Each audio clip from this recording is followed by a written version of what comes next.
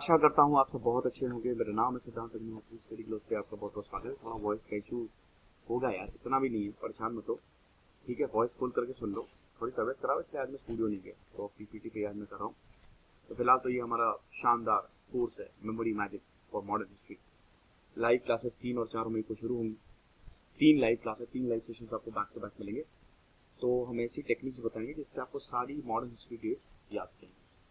This is our complete motivation course. सिर्फ और सिर्फ 230 रुपए का। तो भाई जल्दी करो, 20 से ज्यादा लेक्चर्स हैं इसमें। तो सेडिशन लॉ, देशद्रोह बहुत ही डेंजरस होता है भाई। सुप्रीम कोर्ट ने ये बोला है कि भाई अब फाइनल हियरिंग हम शुरू करेंगे। एक्चुअली क्या है ना कि बहुत सारी प्लीज आई हैं, ठीक है। 5 मई से फाइनल हियरिंग शुरू होगी। अगले हफ्ते से बहुत सारी प्लीज आई हैं कि भाई ये क्या है सेडिशन लॉ, मतलब ये क्या है। देशद्रोह के चक्कर में आप किसी को भी अंदर कर देते हो। तो भाई चीफ जस्टिस एनवी रमन्ना, 3 जजेस की बेंच है जिसको हेड करेंगे चीफ जस्टिस एनवी रमन्ना। इन्होंने सेंटर से बोला है कि भाई अपना रिस्पॉन्स दो, है ना, क्योंकि यहाँ पे रिप्लाई मांगा है सॉलिसिटर जनरल तुषार मेहता से। 2 दिन का यहाँ पे टाइम दिया है। सॉलिसिटर जनरल को यही बोला है और बताया है कि भाई देखो, हम सेंटर को ये डायरेक्ट करते हैं कि रिप्लाई दें वीक के एंड में, ओके। और हम 5 मई से हियरिंग शुरू करेंगे, पूरा दिन हियरिंग चलेगी। प्लीज जो हैं ये एडिटर्स गिल्ड ऑफ इंडिया और मेजर जनरल एस जी बोम्बाट केरे, जो कि रिटायर्ड में हैं, रिटायर हो चुके हैं, उन्होंने फाइल की है। वही है कि कॉन्स्टिट्यूशनल वैलिडिटी है क्या, इतना खतरनाक, it causes a chilling effect on speech and is an unreasonable restriction. कोई भी अगर कुछ भी बोले तो आप उसको जेल के अंदर डाल देते हो। ये फंडामेंटल राइट है भाई, फ्रीडम ऑफ स्पीच। ये सही नहीं है। देखिए सेडिशन लॉ, अब आप देखिए ब्रिटिश से इसको जोड़ा जा रहा है। The tendency of the britisher से इसको जोड़ा जाता है क्योंकि ये कॉलोनियल लॉ की भाई है कि वही चीज है कि the tendency of the British to ensure complete allegiance and compliance of the Indian citizens not only in action but also in thought is blatantly evident from the evolution of the law on sedition. It is relevant to note, however, that the Indian courts have largely crusaded against regarding every unpresent word as actionable, championing the cause of the media. Media की यहाँ पे बात है, वही बोल रहे हैं कि ब्रिटिश टेंडेंसी अभी तक हमारे अंदर कहीं नहीं। जैसे ब्रिटिश हमको दबाते थे, आज भी वही हो रहा है, लेकिन कोर्ट जो है वो कम से कम खड़ा हुआ है, मीडिया के साथ खड़ा हुआ है। अब सेडिशन लॉ के बारे में जान लीजिए। सबसे पहले तो 17th सेंचुरी में इंग्लैंड में सबसे पहले ये आया था, और ये इसीलिए भाई देखो, इंग्लैंड 17th सेंचुरी में अगर आप देखो तो 1689 में वहां पे ग्लोरियस रेवोल्यूशन है। इंग्लैंड पहला ऐसा देश बना जहां पे पार्लियामेंट डेमोक्रेसी आई, कि पार्लियामेंट के हिसाब से वहां पे जो कानून है वो बनेंगे। तो ये बहुत बड़ी बात है क्योंकि इससे पहले राजा महाराजा मोनार्की हुआ करती थी, है ना, और धर्म और राजा का ऐसा गठजोड़ होता था कि बड़ा डेंजरस होता था।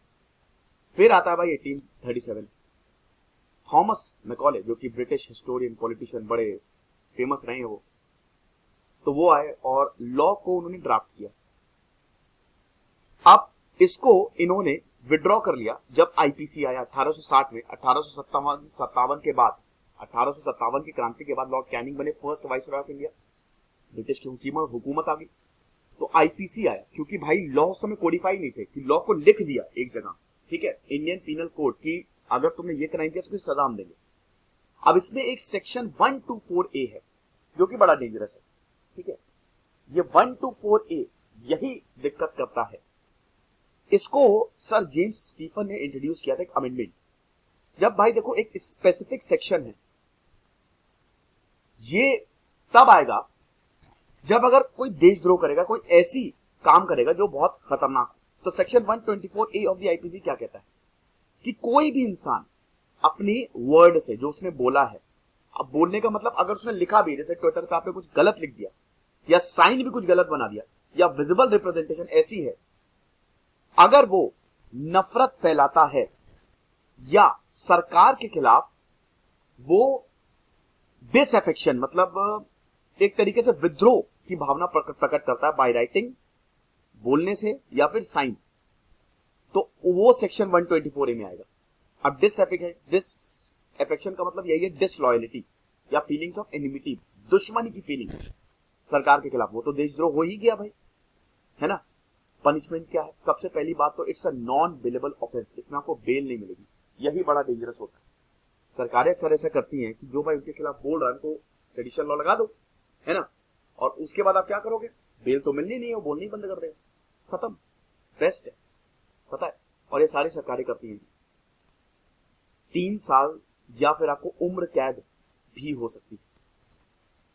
अगर किसी इंसान पे सेडिशन लॉ लग गया तो समझ लीजिए उसको कोई सरकारी जॉब नहीं मिलेगी, पासपोर्ट नहीं मिलेगा, और हर वक्त कोर्ट में जाना पड़ेगा, उसकी जिंदगी नरक हो जाती है, आप ये समझिए। और बहुत सारे सुप्रीम कोर्ट के इस पे डिसीजन 1950 में आया था, Brijbhushan versus state of Delhi, Ramesh Thapar versus state of Madras, जब बोला था कि भाई restricted speech on the ground, ठीक है, स्पीच आप रिस्ट्रिक्ट कर दो, ओके, और ये भी बोला कि भाई जो पब्लिक ऑर्डर है will mean nothing less than endangering the foundation of the state और थ्रेटनिंग इट्स ओवरथ्रो। मतलब काफी चीजें बोली गई हैं इसके खिलाफ भी और इसके साथ भी, है ना। अब सपोर्ट बहुत लोग बोलते हैं, आर्गुमेंट्स अगर बात करें तो इसमें काफी देते हैं कि भाई तब तो सबसे बड़ी बात यह है कि अगर कोई ऐसा है, मान लो अगर हम इन लोगों के खिलाफ कार्रवाई नहीं करेंगे तो ये तो देशद्रोह की बात करते हैं, भारत को काटने की बात करते हैं, एंटी नेशनलिज्म की बात करते हैं। मतलब एंटी नेशनल भाई जो है वो है, तो उनको तो सच में उनको तो भाई जेल में डालना चाहिए, बिल्कुल डालना चाहिए। इलेक्टेड गवर्नमेंट को प्रोटेक्ट करता है ये, बिल्कुल सही बात है। माओस इंसर्जेंसी या रिबेल ग्रुप्स को हम इसको टैकल कर सकते हैं, लेकिन अगेंस्ट में क्या है भाई, सबसे पहले तो ये कॉलोनियल लॉ है, तो इसमें आपको रिफॉर्मेशन की जरूरत है। ये ब्रिटिश सरकार से चला आ रहा है और सरकार के लिए काफी आसान है। अब बड़ी बात ये ना, डिसअफेक्शन बहुत ही वेग है। अब जो चीज वेग है वो सरकार के लिए बहुत बड़ा हथियार है। क्या है डिसअफेक्शन, मतलब अब डिसलॉयल्टी अब किसको बोलेंगे, समझ रहे हो। मैंने कुछ मान लीजिए कि सरकार से सवाल पूछ लिया तो क्या वो डिसलॉयल्टी हो गई, ये चीज है। इसमें यूएपीए 2019 में भी उसमें भी प्रोविजन है जो कि अगर पब्लिक ऑर्डर का डिसरप्ट करेंगे तो उसमें आपको सजा हो सकती है। तो हम इसमें ये नहीं बोलेंगे हम, लेकिन इसमें तो सुप्रीम कोर्ट, इसको आप रिफॉर्म करिए। भारत दुनिया की largest democracy, right to free speech and expression बहुत ही इंपॉर्टेंट होता है डेमोक्रेसी के लिए, ताकि सवाल सरकार से पूछ सको ना, ओके। तो सबसे पहली बात है, इसको फर्स्ट पॉइंट 24A को मिसयूज नहीं करना चाहिए। ये एससी सुप्रीम कोर्ट ने भी बोला था केदारनाथ केस में, जो फैक्ट्स है, जो सर्कमस्टेंसेस होते हैं, उसको भी देखना चाहिए। तो सबसे बड़ी चीज है कि इसकी लिमिट ड्रॉ करने का वक्त आ गया है। एक तो सेडिशन, अगर आप सेडिशन को देखो तो ये थोड़ा सा वर्ड अजीब है। आप देशद्रोह, ये बहुत बड़ी चीज होगी, ठीक है।